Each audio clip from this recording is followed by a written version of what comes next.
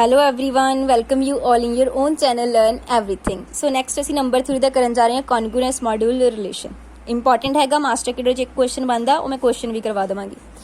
Light A and B belongs to integer, A ते B कोई दो इंटीजर आ ते एन जिहड़ा वो नैचुरल नंबर आ, तां असीं की कहने आ, ये दोनों इंटीजर जिहड़े ए ते बी आ ये कॉन्ग्रुएंट होणगे मॉड एन जदों एन डिवाइड करे ए माइनस बी, यानी जदों ये नैचुरल नंबर डिवाइड करदा इन्हां दे डिफरेंस नूं, ठीक है, इन्हें डिफरेंस में डिवाइड करता तो आप बोलते हैं they are said to be congruent modulo n कह सकते हैं आप। ए इज देखो इन्हू रिप्रजेंट करने का तरीका कि A is congruent to B, A is congruent to B modulo N, ठीक है, इतने एन बना लेना।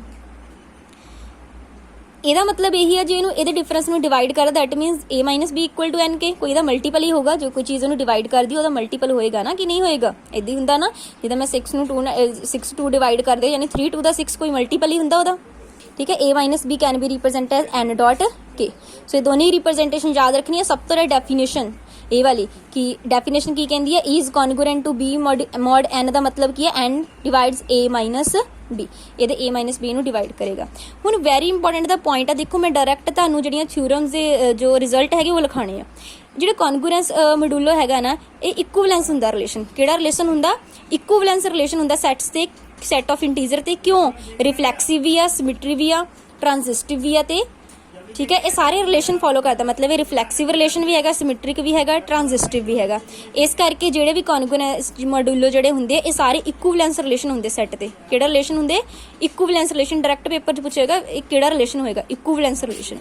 If A is any positive integer and N is a fix positive integer, सानू पता A is equals to N Q plus R. R की हुंदा तुहाडे कोल? रिमाइंडर, ठीक है।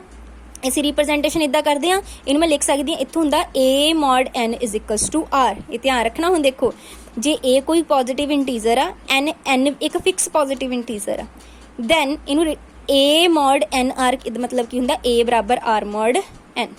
हुण ये गल तुहानू बार बार इत्थे है ना, देखो मैं समझा देनी। देखो मैं लिखिया 33 इत्थे कॉन्गुरेंट 3 मॉड 5। हुण इहदा मतलब की आ, की सीगा इहदा मतलब इस चीज़ का, यानी 5 डिवाइड ए माइनस बी। देखो 5 डिवाइड 33 माइनस 3 दैट इज 5 30 में डिवाइड करदा ना, that means this is congruent to this mod N. इहदा मतलब ये आ, देखो ये इहदे नाल कॉन्गुरेंट मॉड एन का मतलब की आ, ये इन्हां दे डिफरेंस नूं डिवाइड करेगा। देखो करके 5 30 में डिवाइड करदा कि नहीं, ठीक है। हुण देखो फिर मैं इहदा मतलब की दस्सिया सी, आ जिहड़ा ए माइनस बी आ इहदा मल्टीपल ही होएगा, ठीक है। 5 6 दा 30 यानी कि मैं लिख ही सकती एन ए एन आ जे एन डॉट के बराबर ए माइनस बी। सो के इत्थे जिदा आ गया 6। सो यही चीज़ मैं अगे रिवाइज किया होया। देखो ये भी बन सकता जिदा पेपर चो पूछेगा which of the following is possible, जे किहड़ा कॉन्गुरेंट मॉड्यूलर रिलेशन हैगा किहड़ा नहीं, तुसीं चैक कर लेना। सिंपल ये देख लेना इन्हां दोनों के डिफरेंस ए माइनस बी के डिफरेंस में डिवाइड करता है कि नहीं। देखो 12 38 माइनस 2 के डिफरेंस में डिवाइड करता है कि नहीं, करता है। 12 36 करते हैं। 7 -1 मॉड्यूलो 6 कर लो, 6 upon 7 minus this -1 6 divide by 18 करदा। बट देखो 43 ये नहीं होएगा, ये नाल कॉन्गुरेंट मॉड्यूलर रिलेशन नहीं होएगा। क्यों नहीं होएगा? देखो 5 डिवाइड्स 43 माइनस 2 दैट इज 41, ये 41 में डिवाइड नहीं करता। So this is not congruent, यानी कि 43 is not congruent to modulo 5, ठीक है, मॉड 5।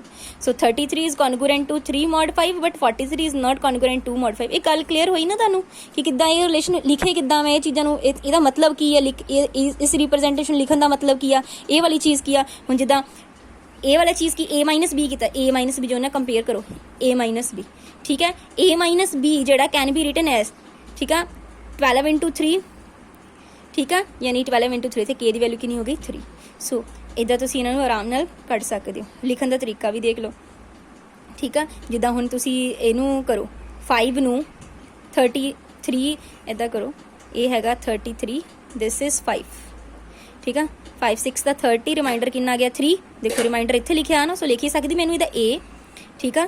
पहला ए आ गया तुहाडे कोल 33 this is A, 33 is equals to remainder mod 5।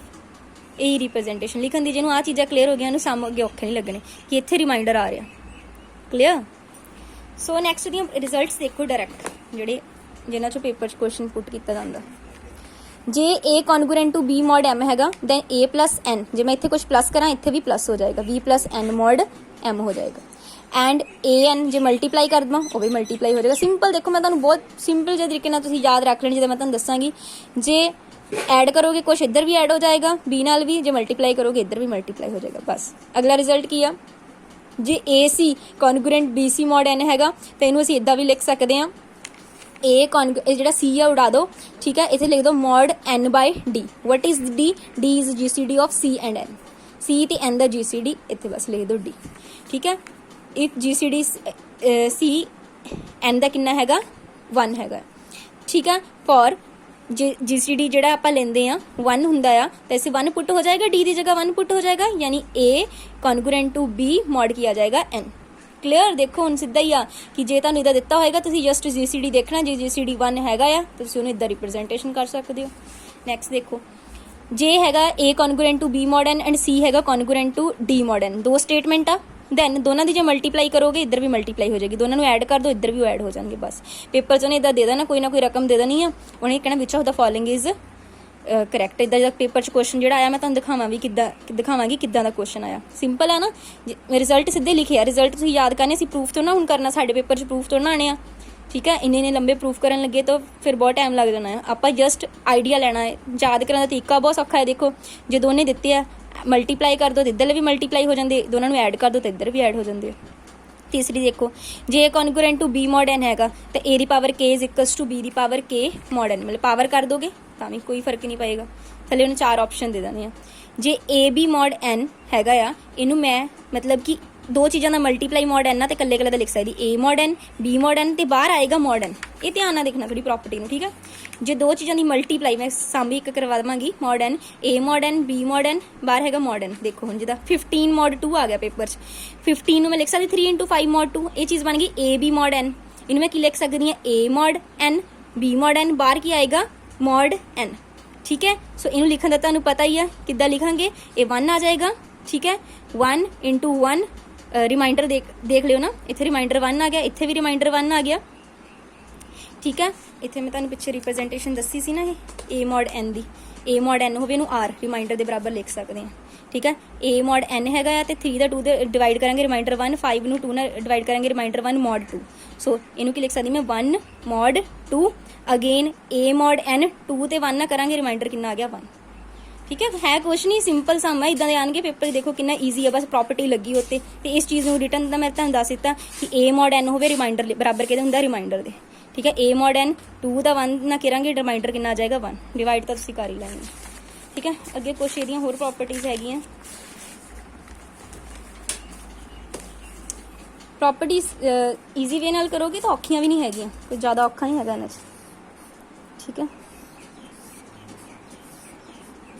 पहला देखो पहली प्रॉपर्टी हैगी है, जे A हैगा congruent to B mod M, then A दा M नाल बराबर जिहड़ा होएगा GCD बराबर B कॉमा M, ये दोनों बराबर होंगे। हुण पेपर च देखो सम आया सी मास्टर केडर च उन्हें किया ही A is congruent to B mod M ते A कॉमा M कितना हैगा 1 ते उन्हें पूछा सी, दैन इन्हां चों किहड़ा ऑप्शन क्लीयर होए करैक्ट होएगा, ठीक है।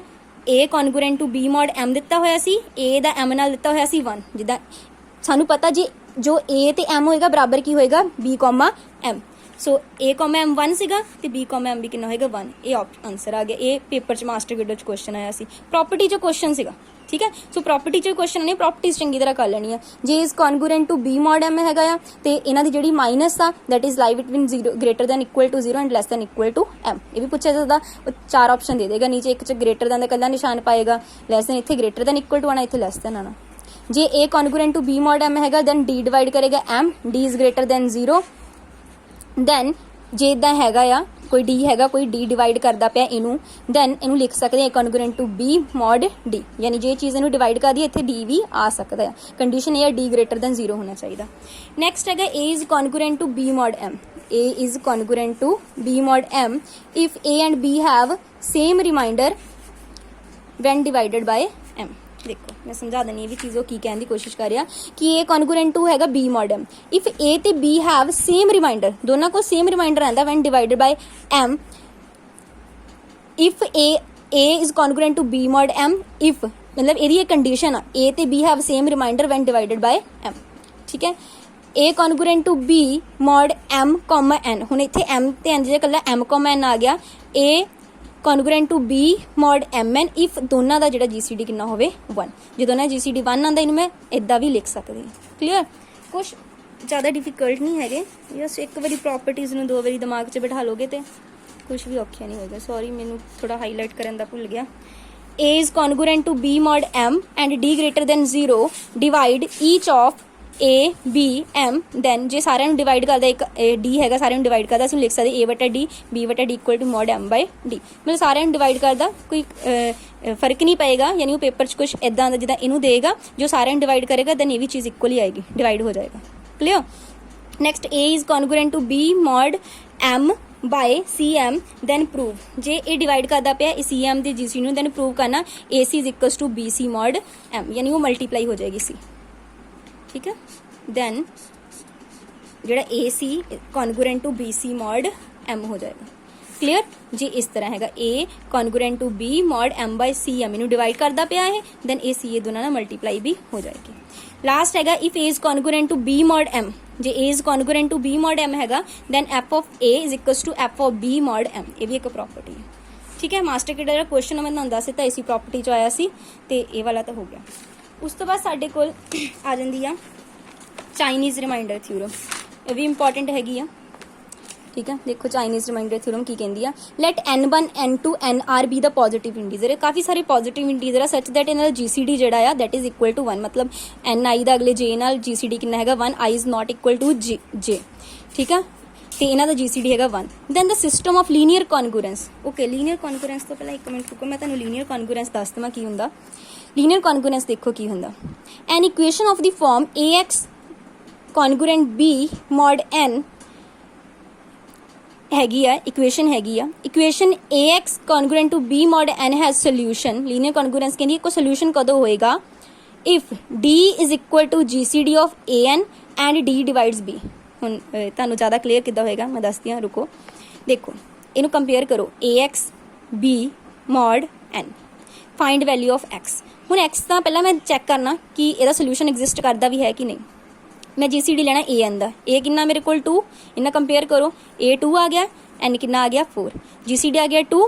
ਕੀ 2 ਜਿਹੜਾ ਆ ਉਹ ਡਿਵਾਈਡ ਕਰ ਰਿਹਾ, ਇਹ D ਆ ਗਿਆ ਨਾ, 2 ਡਿਵਾਈਡ ਕਰ ਰਿਹਾ B ਨੂੰ, ਜਿਹੜੇ B 3 ਦਿੱਤਾ 2 ਡਿਵਾਈਡ ਕਰ ਰਿਹਾ 3 ਨੂੰ, ਨਹੀਂ। ਸੋ ਇਹਦਾ ਸੋਲਿਊਸ਼ਨ ਨਹੀਂ ਹੋਏਗਾ। ਡਾਇਰੈਕਟ ਪੇਪਰ 'ਚ ਦਿੱਤਾ ਹੋਣਾ ਕਿ ਇਹਦਾ ਸੋਲਿਊਸ਼ਨ ਕੀ, ਆਨਸਰ ਦੇ ਦੇਗਾ ਕਿ ਬੋਲੇਗਾ ਨੋ ਸੋਲਿਊਸ਼ਨ। ਨਹੀਂ, ਸੋਲਿਊਸ਼ਨ ਕੀ ਕਰਨਾ, ਜਸਟ AX ਇਸ ਲੀਨੀਅਰ ਕੌਨਗਰੂਐਂਸ 'ਚ ਇਹ ਹੁੰਦਾ ਆ ਕਿ ਜੇ GCD A ਤੇ N ਦਾ ਜਿਹੜਾ ਡਿਵਾਈਡ ਕਰਦਾ B ਨੂੰ ਦੈਨ ਇਹਦਾ ਮਤਲਬ ਉਹਦੇ ਕੋਲ ਸੋਲਿਊਸ਼ਨ ਹੁੰਦਾ। ਹੋਰ ਸਮ ਕਰਵਾਉਂਦੀ ਹਾਂ, ਦੇਖੋ ਕਲੀਅਰ ਇੱਦਾਂ ਦੀ ਚੀਜ਼ਾਂ ਨੂੰ ਨਾ 1-2 ਵਾਰੀ ਜਦੋਂ ਬਾਰ-ਬਾਰ ਡਿਫਾਈਨ ਕਰਕੇ ਕਰੋਗੇ ਤਾਂ ਕਲੀਅਰ ਹੁੰਦੀਆਂ, ਕੰਪੇਅਰ ਕਰਕੇ ਨਾਲ ਨੋਟਸ ਬਣਾਓ। ਜਿੱਦਾਂ ਹੈਗਾ 3x, ਠੀਕ ਆ, ਕੌਨਗਰੂਐਂਟ 1 ਮੋਡ 4 ਦਿੱਤਾ। ਹੁਣ AX B ਮੋਡ N ਆ, ਤੁਸੀਂ GCD ਕਿਹਦਾ ਚੈੱਕ ਕਰਨਾ, A ਤੇ N ਦਾ, A ਆਹ ਆ N ਆਹ, 3 ਤੇ 4 ਦਾ GCD ਆ ਗਿਆ 1। ਕੀ ਇਹ B ਨੂੰ ਡਿਵਾਈਡ ਕਰਦਾ, 1 ਨੂੰ ਡਿਵਾਈਡ ਕਰਦਾ, ਹਾਂਜੀ ਕਰਦਾ। That means solution Ki exist ਕਰਦਾ। ਤੇ ਕੀ ਹੁੰਦਾ ਸੋਲਿਊਸ਼ਨ ਆਪਾਂ ਕਰਕੇ ਆਏ ਆ ਪਿੱਛੇ, N divides A minus B, N divides A minus B। ਇਹਨੂੰ ਮੈਂ ਇੱਦਾਂ ਵੀ ਲਿਖ ਸਕਦੀ ਨਾ A minus B is equal to NK, 3x minus 4k equal to 1। ਠੀਕ ਹੈ? ਹੁਣ ਯੂਕਲਿਡਨ ਲਾਈਨਾ ਤੁਹਾਨੂੰ ਕਰਵਾਇਆ ਸੀ, 4 ਨੂੰ ਮੈਂ ਲਿਖ ਹੀ ਸਕਦੀ 3 into 1 plus 1, ਲਾਸਟ ਵੀ ਨੰਬਰ ਥਿਊਰੀ ਦੀ ਕੀਤੀ ਸੀਗੀ। ਇੱਥੋਂ 1 ਆ ਗਿਆ 4 ਮਾਈਨਸ 3 into 1। ਠੀਕ ਹੈ? 3 ਨੂੰ ਲਿਖ ਸਕਦੀ 1 into 3 plus 0। ਠੀਕ ਹੈ? ਜਦੋਂ ਇਕੁਏਸ਼ਨ ਨੂੰ ਪੁੱਟ ਕਰਕੇ ਆਪਾਂ ਕੰਪੇਅਰ ਕਰਦੇ x ਮਾਈਨਸ 1 ਆ ਗਿਆ, k ਸਾਡੇ ਕੋਲ k ਦੀ ਵੀ ਵੈਲਿਊ ਆ ਗਈ। ਠੀਕ ਹੈ? ਹੁਣ ਇਹਨੂੰ ਮੈਂ ਰਿਪਰਜੈਂਟ ਕਰਨਾ ਆ, ਮੈਂ ਲਿਖਿਆ ਇਹਨੂੰ, ਇਹ ਰਿਪਰਜੈਂਟੇਸ਼ਨ ਹੋਗੀ x ਇਕੁਅਲ ਟੂ -1 ਮੋਡ 4। ਠੀਕ ਹੈ? x ਮੇਰੇ ਕੋਲ ਕਿੰਨਾ ਆ ਗਿਆ -1 ਮੋਡ 4। ਸੋ ਇਹਨੂੰ ਮੈਂ ਕਿੱਦਾਂ ਸੋਲਵ ਕਰ ਸਕਦੀ ਹਾਂ, ਇਸ ਚੀਜ਼ ਦੀ ਰਿਪਰਜੈਂਟੇਸ਼ਨ ਕਿੱਦਾਂ ਆ ਜਾਏਗੀ। -1 ਮੋਡ 4 ਨੂੰ ਮੈਂ ਲਿਖ ਸਕਦੀ 3 - 4 ਮੋਡ 4 ਲਿਖ ਹੀ ਸਕਦੀ, 3 - 4 ਮੋਡ 4। ਇਹਨੂੰ ਲਿਖਣ ਦਾ ਕੀ ਹੈ 3 ਮੋਡ 4 -4 ਮੋਡ 4 ਤੇ ਨਾਲ ਕੀ ਆ ਜਾਏਗਾ ਇੱਥੇ ਮੋਡ 4। ਸੋ 3 ਮੋਡ 4 ਮੋਡ 4 ਆ ਗਿਆ। ਠੀਕ ਹੈ? ਤੇ ਸਾਡੇ ਕੋਲ ਮੈਂ ਲਿਖਤਾ 3 ਮੋਡ 4, ਬਸ ਇਹ ਤੁਹਾਡੇ ਕੋਲ ਸੋਲਵ ਕਰਕੇ ਵੈਲਿਊ ਆ ਜਾਣੀ। ਠੀਕ ਹੈ? ਸੋ ਇਸ ਤਰ੍ਹਾਂ ਆਪਾਂ ਲਿਖ ਸਕਦੇ ਹਾਂ, ਇਹਨਾਂ ਦੀਆਂ ਵੈਲਿਊਜ਼ ਕੱਢ ਸਕਦੇ ਹਾਂ। ਜਿਹੜੀ ਵੀ ਵੈਲਿਊ ਆਪਾਂ ਨਿਕਾਲਣੀ ਹੈਗੀ ਆ ਅਲੱਗ ਤਰੀਕੇ ਜਿਹੜਾ ਤੁਹਾਨੂੰ ਦੱਸ ਦੇਗਾ। ਇੱਥੇ ਤੁਹਾਡੇ ਕੋਲ ਵੈਲਿਊ ਨਿਕਲ ਗਈ, ਇਹਨੂੰ ਅੱਗੇ ਰਿਪਰਜੈਂਟੇਸ਼ਨ ਕਰਨਾ ਪੂਰਾ ਕਰ ਸਕਦੇ ਹਾਂ। ਦੇਖੋ ਇੱਥੇ ਤਾਂ ਆਪਾਂ ਵੈਲਿਊਜ਼ ਕੱਢ ਲੈਣੀ ਆ ਨਾ, ਫਿਰ ਇਹਨੂੰ ਲਿਖਣ ਦਾ ਤਰੀਕਾ ਦੇਖ ਲੈਣਾ ਆ ਕਿ ਕਿੱਦਾਂ ਲਿਖਣਾ ਆ, ਤੇ ਉੱਥੋਂ ਅਸੀਂ ਕੰਪੇਅਰ ਕਰਕੇ x ਦੀ ਵੈਲਿਊ ਕੱਢ ਲਈ, -1 ਹੈਗੀ। ਇੱਦਾਂ ਮੇਨ ਤੁਹਾਨੂੰ ਪੇਪਰ 'ਚੋਂ ਨਹੀਂ ਪੁੱਛਣਾ ਸੋਲਿਊਸ਼ਨ ਐਗਜ਼ਿਸਟ ਕਰਦਾ ਕਿ ਨਹੀਂ, ਇੰਨਾ ਲੰਬਾ ਨਹੀਂ, ਇਹ ਬਹੁਤ ਸਮ ਲੰਬੇ ਅੱਗੇ ਜਾਂਦੇ ਆ, ਬਹੁਤ ਸਾਰੀਆਂ ਪ੍ਰੋਪਰਟੀਜ਼ ਲੱਗਦੀਆਂ। ਤੁਸੀਂ ਬਸ ਚੈੱਕ ਕਰਨਾ ਲੀਨੀਅਰ ਕੌਨਗਰੂਐਂਸ 'ਚ ਕਿ ਸੋਲਿਊਸ਼ਨ ਐਗਜ਼ਿਸਟ ਕਰਦਾ ਕਿ ਨਹੀਂ। ठीक है। हुण आपां देखदे हां चाइनीज़ रिमाइंडर थ्योरम। उन्होंने ये बोलिया सी कि अलग अलग पॉजिटिव इंटीजर है कि जीसीडी इन्हां दोनों का कितना 1 ते I not equal to J है। Then system of linear congruence की कहते x congruent to A1 mod N1 x congruent A2 mod N2 up to so on इद्दां ही चलेगा। तो इन्हां सारियां को यूनिक सोल्यूशन होएगा in mod N1 N2 up to Son NR। बस this is the Chinese remainder theorem. तो एंड सोल्यूशन जो की होएगा x equal to A1 N1 N1 बार mod N1 plus A2 N2 N2 mod N2 बार mod N2 up to so on इद्दां ही चले जाएगा। लास्ट होगा मॉड N1 N2 NR। की बोले सारे पॉजिटिव इंटीजर आ, जीसीडी इन्हां दा 1 आ, ठीक है। तो लीनियर कॉन्ग्रुएंस के अकॉर्डिंग ये वाली चीज़ आएगी। तो ये सारे का सोल्यूशन की होएगा this is the solution. So इतने तुम बोलोगे N1 किद्दां कड्डांगे N1 N2 up to Son NR upon N1। Clear. तो मैं थोड़ा जिहा आइडिया दस देनी। तो X1 आप किद्दां करना, ये जो X1 आएगा साडे कोल जिद्दां वैल्यू करनी है अलग अलग, ये X1 होएगा X2 वो किद्दां करना N1 बार mod N1 this is X1 N1 इनू फिर किद्दां लिखना N1 X1 mod N1 equal to 1। इत्थों इंप्लाइज होकर ये चीज़ आती है, ठीक है। हुण ये देखो ਇਹਦੇ ਵਿੱਚ ਜਿਹਦਾ ਇਹ ਦਿੱਤਾ ਆ x congruent to 1 mod 3 x congruent to 2 mod 4। ਇਹ ਹੁਣ n1 ਕੀ ਸੀਗਾ n1 ਆ ਦੇਖੋ ਇੱਥੇ ਕੀ ਸੀਗਾ n1 n2 n2 upon n1, ठीक है। ਹੁਣ ਦੇਖੋ n1 n2 n3 upon n1, ठीक है। ये करके आ गया 20। यदि n2 कढ़ लेना कोई पेपर चो N1 N2 कुछ वैसे आना नहीं इन्ना लंबा सम, बहुत लंबे लंबे समझ आते हैं। X1 का भी मैं तुहानूं फॉर्मूला लाया चाइनीज़ के अकॉर्डिंग थोड़ा N इनवर्स मॉड N1, ठीक है। सो वो अकॉर्डिंग ही लग देना है N इनवर्स मॉड N1 यानी 20 का इनवर्स मॉड N1 N1 कितना सीगा 3, ठीक है। इन्हें सॉल्व करके लिखना इन्ना लेंथी आप साम नहीं करना है। जस्ट मैं तुहानूं एक आइडिया देना सी कि चाइनीज़ रिमाइंडर थ्योरम किद्दां ये जिहड़ा दसदी है कि किद्दां आपां इस चीज़ नूं करना किद्दां है, ठीक है। कि सानू एक वेरीएबल तक पूछ सकती है तो तुसीं कढ भी सकते हो ईजीली, ठीक है। सो ये लीनियर कॉन्ग्रुएंस तो ही अगे चाइनीज़ रिमाइंडर थ्योरम ने उन्हें एक्सप्लेन किया ज़्यादा टर्म्स लिए अप टू सन। तो सोल्यूशन पूछा जा सकता, सोल्यूशन इज की हुंदा मॉड N1 यूनिक सोल्यूशन हुंदा mod N1 N2 up to Son NR। This is the representation, this is all about the Chinese remainder theorem, ठीक है। सो ये सीगा चाइनीज़ रिमाइंडर थ्योरम एंड कुछ ये बारे नंबर थ्योरी का जो नैक्सट पार्ट सीगा उहदे बारे, ठीक है। नैक्सट बस यही क्वेश्चन है, इन्होंने चंगी तरह कर लेना। मास्टर किट का क्वेश्चन मैं करा दिता। Thanks for watching the video.